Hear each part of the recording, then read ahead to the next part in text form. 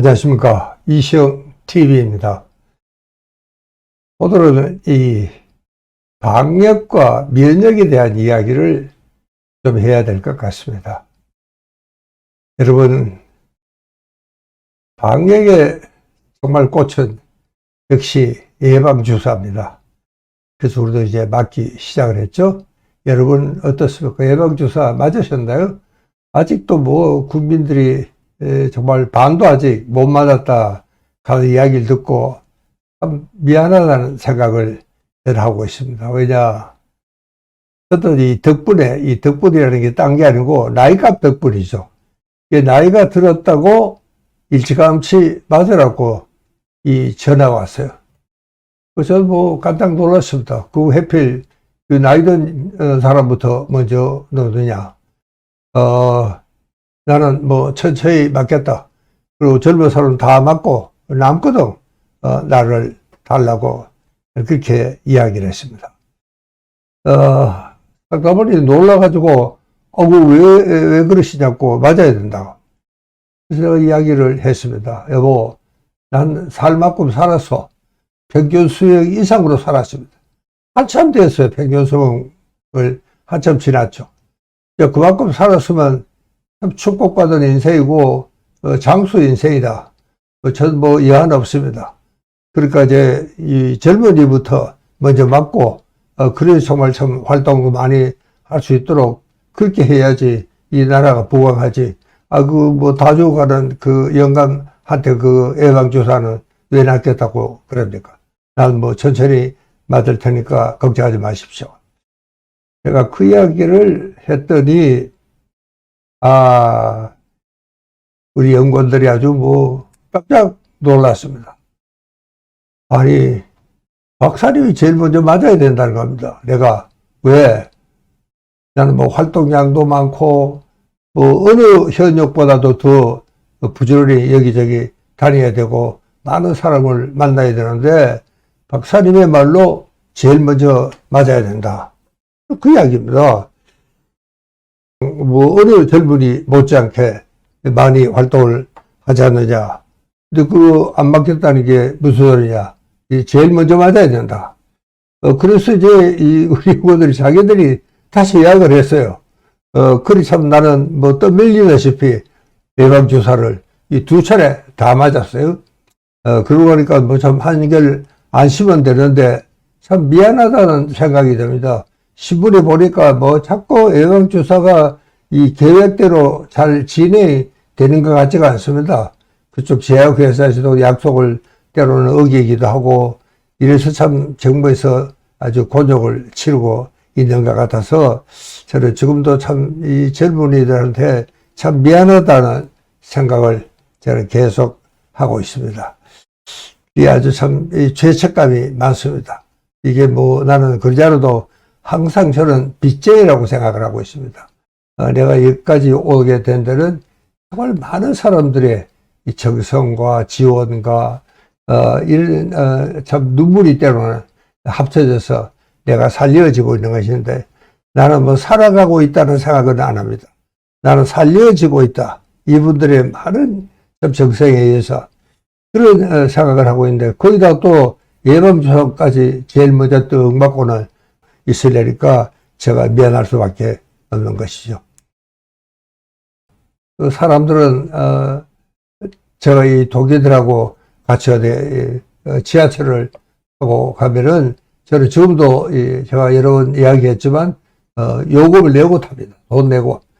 그 우리 친구들은 야, 너 왜 돈 왜 내느냐? 그래서 야, 난 아직 현역이야. 그런 이야기를 합니다. 여러분, 정말 참 정부에서도 이 방역에 대해서는 열심히 하고 있습니다. 여러분 그 예방주사 이거 뭐 정부에서 뭐 기회를 좀 놓쳤다, 너무 뭐 늦었다 그렇게들 이야기하지만 그러나 이거 구하기도 쉽지가 않습니다. 사실은. 그러니까 정말 참 우리가 예방주사를 그렇게 어렵게 구해왔는데도 또 맞아야 될 사람이 안 맞는다고도 고집을 부리는 그런 사람도 있는 것 같습니다. 그래서 제 생각에는 정말 맞아야 되겠다. 저는 그런 생각을 하고 있습니다. 자, 여러분, 우리가 참 이 면역에 대한 이야기는 하고 있지는 않습니다. 제가 걱정이 그겁니다. 정부에서도 방역에 대한 이야기는 열심히 합니다. 마스크를 껴라, 거리를 두어라, 너 몇 시간 되면 어떻게 해라, 어떻게 해라. 특히 이제 영세 사견들은 정부의 그 한마디 한마디에 정말 거의 생사가 갈리는 듯한 이런 그 경우도 없잖아요. 많죠, 사실은. 자, 그래서 저는 이 좀 방역이 좀 시원찮아도 면역만 튼튼하면 정말 문제가 없습니다. 왜냐, 여러분, 우리가 환자와 함께 살아도 걸리지 않은 사람도 있어요. 뭐 걸려도 마치 뭐 감기라처럼 혹은 또 거의 증상도 없이 지내기 때문에 본인도 이 걸린지도 몰라요. 그냥 뭐 지내가는 겁니다. 그런 사람들이 있느냐 하면은 또 참 불행히도 정말 이 세상을 하직해야 되는 그런 사람도 있습니다. 이게 왜 그런 차이가 나느냐? 여러분, 그거는 뭐 체질적인 이유도 드러냈겠지만은 중요한 것은 면역력의 차이입니다. 우리가 정말 이 면역력만 튼튼하다면은 정말 이 앞으로의 코로나 시대에도 정말 건강하게 우리가 살아갈 수가 있습니다. 이렇게 우리가 좀 예방주사만 맞는다고 마음 놓고 있을 것도 또 아닙니다. 왜냐하면 요즘 또 변종이 자꾸 생깁니다. 그리고 하면은 이 변종이 생기는 데는 예방주사를 맞아도 또 이게 아주 감염이 되는 이런 경우도 없잖아 있기 때문에 예방주사만 맞았다고 안심을 하고 있어서는 안 되고 그 사이 면역력을 튼튼히 해야 된다 하는 것이 제 이야기입니다. 여러분, 이 면역력이라는 것은 그 어느 한 가지 잘한다고 되는 것도 아닙니다. 정말 생활 전반이 면역적이어야 합니다. 아마 그래서 정부에서도 면역에 대한 이야기는 거의 못하고 있는 게 아닌가 이런 생각이 듭니다. 그게 어느 한 가지만 잘한다. 한번 잘하면 뭐 좀 아주 면역력이 튼튼해진다.